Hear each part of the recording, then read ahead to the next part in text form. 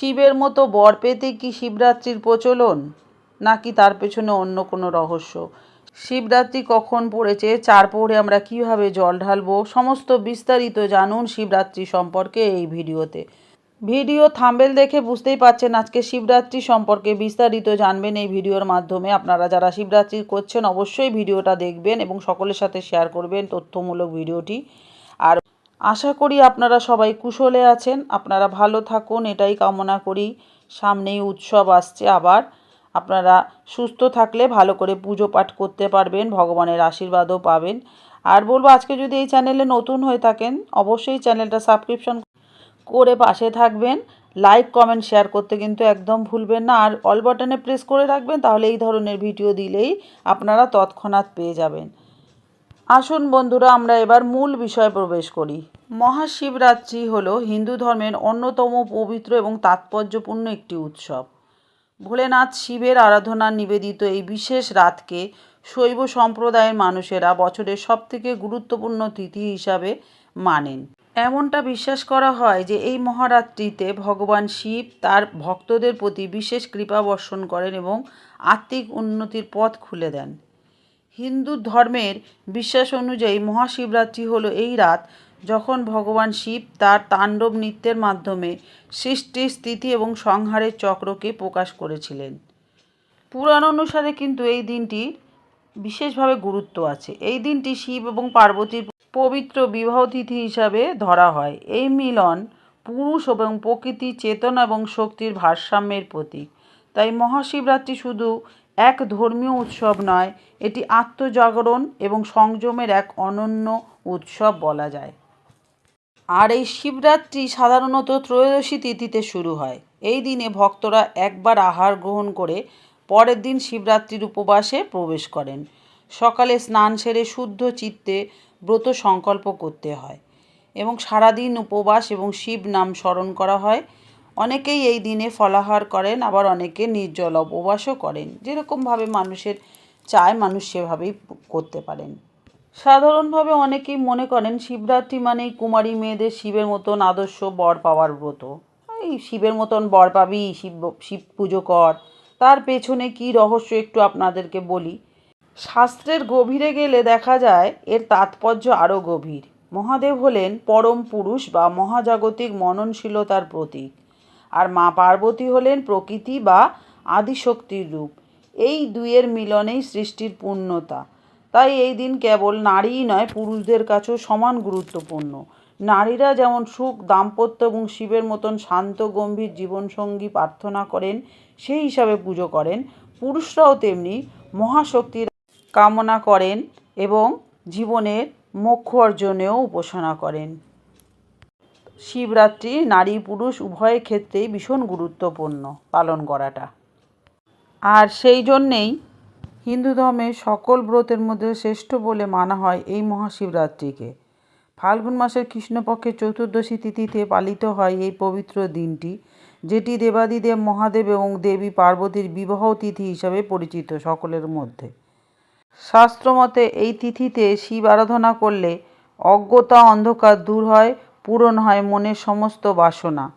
এই ব্রত পালনের নিয়ম অনুযায়ী শিবরাত্রির আগের দিন নিরামিষ আহার গ্রহণ করা উচিত। শিবরাত্রির দিন উপবাস রেখে চার প্রহরে 4 বার শিবলিঙ্গে গঙ্গা জল, দুধ, দই, ঘি এবং মধু দিয়ে অভিষেক করতে হয়। সঙ্গে বেলপাতা, ধূত্র ফুল, আকন্দ ফুল, নীলকণ্ঠ বা অপরাজিতা ফল নিবেদন করে ওম নমঃ শিবায় মন্ত্র জপ করার বিধানও আছে। পরের দিন পারণ অর্থাৎ অতিথি ভোজনের মাধ্যমে ব্রত ভঙ্গ করতে হয়। পঞ্জিকা অনুযায়ী চতুর্দশী তিথি শুরু হচ্ছে 15ই ফেব্রুয়ারি রবিবার বিকেল 5টা 6 মিনিটে। চতুর্দশী তিথি শেষ হচ্ছে 16ই ফেব্রুয়ারি সোমবার বিকেল 5টা 35 মিনিটে। আর এই সময়ের মধ্যেই শিবলিঙ্গে জল ঢালা বা পঞ্চামৃত দিয়ে ভগবানকে অভিষেক করা সর্বাধিক শুভ বলে মনে করা হয়। তবে রাতের 4 প্রহরের মধ্যে বিশেষ করে নিশীথকালের পুজোটাই বেশি প্রচলন। আমরা বলি না মহাশিবরাত্রি মানে রাত্রেবেলা জেগে পুজো করতে হয়, অর্থাৎ মহাশিবরাত্রির গুরুত্বপূর্ণ দিকই হলো এই রাত জাগরণ। বিশ্বাস করা হয় এই রাত জেগে থেকে শিবের নাম ও জপ ও ধ্যান করলে মন শুদ্ধ হয় এবং জীবনের নেতিবাচকতার প্রবণতাও দূর হয়। এই কারণে ভক্তরা সাধারণত শিব মন্দিরে বা ঘরেও ভগবানের ভজনা কীর্তন করে এই দিনটা যাপন করেন। এই শিবরাত্রির পুজোর মূল আকর্ষণ হলো শিবলিঙ্গের আরাধনা করা। শিবলিঙ্গে জল, দুধ, বেলপাতা ইত্যাদি বস্তু অর্পণের মাধ্যমে আত্মশুদ্ধির প্রতীকী প্রকাশ ঘটে। আর ভগবানকে স্নানের পর অবশ্যই ভস্য অর্পণ করতে হয়।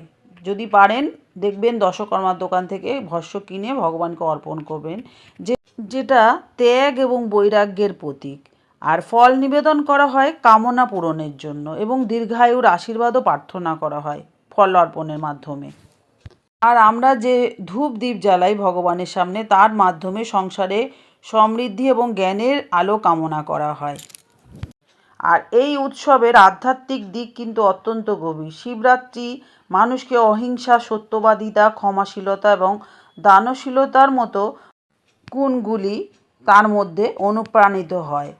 এটি আত্মসমালোচনা এবং আত্মশুদ্ধির এক বিশেষ সময়, যেখানে ভক্তরা নিজের ভেতরের অন্ধকার কাটিয়ে আলোয় পৌঁছানোর চেষ্টা করে। এই মহাশিবরাত্রির উপোসের এতটাই মহাফল।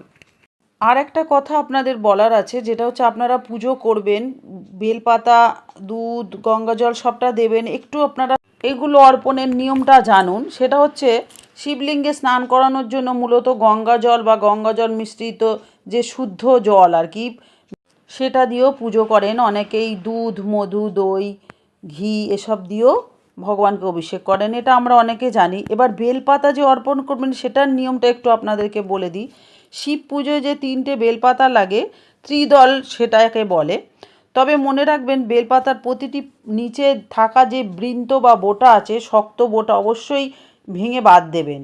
ছেঁড়া বা ফুটো থাকা বেলপাতা মহাদেবকে অর্পণ করা স্বাস্থ্য বিরুদ্ধ। এই সামান্য খুঁটিনাটি মেনে চললেই নিষ্ঠার পরিচয় হয়। আর এটা কি জানেন যে মহাশিবরাত্রির রাতকে বলা হয় কালরাত্রি? হ্যাঁ, এটাই। মনে করা হয় এই রাতে পৃথিবীর উত্তর গোলার্ধে মানুষের শরীরের শক্তি প্রাকৃতিকভাবে ঊর্ধ্বমুখী হয়। তাই সারা রাত জেগে ভগবান শিবের মন্ত্রোচ্চারণ করলে বা আরাধনা করলে আধ্যাত্মিক উন্নতি ঘটে এবং জীবনের অন্তিমে মোক্ষ বা পরম মুক্তি লাভ করা সম্ভব হয়। ভক্তি আর বিশ্বাস সমর্পণের এই মহাশিবরাত্রি কেবল একটি উৎসব নয়, এটি নিজের ভেতরে পশুত্বকে বিসর্জন দিয়ে শিবত্বকে জাগিয়ে তোলার এক পরম সুযোগ।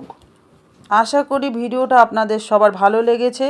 ভালো লাগলে অবশ্যই সকলের সাথে শেয়ার করে সকলকেই তথ্য জানার সুযোগ করে দেবেন। অনেকেই পুজো করবে, তাদেরও একটু উপকার হোক। কারণ ভগবানের কথা আপনারা যত বলবেন, জানাবেন, তত আপনাদেরই মঙ্গল। তো যাই হোক, বন্ধুদেরকে বলবো এতক্ষণ আমার সাথে থাকার জন্য আপনাদেরকে অসংখ্য ধন্যবাদ। সবাই সুস্থ থাকুন, ভালো থাকুন, আনন্দে থাকুন। ভোলেনাথ সকলের মঙ্গল করুক। সবাই সুন্দর করে পুজো করুন। আজকে আসি, আবার দেখা হচ্ছে নতুন আরেকটা ভিডিও নিয়ে। ওম নমো ভগবতে রুদ্রায় নমো। ওম নমো ভগবতে রুদ্রায় নমো। ওম নমো ভগবতে রুদ্রায় নমো। তৎপুরুষায় বিদ্মহে মহাদেব ধিয়ৈ তন্ন রুদ্র প্রচোদয়াৎ। জয় ভোলেনাথ, সকলের মঙ্গল করো, সকলকে সুস্থ রেখো।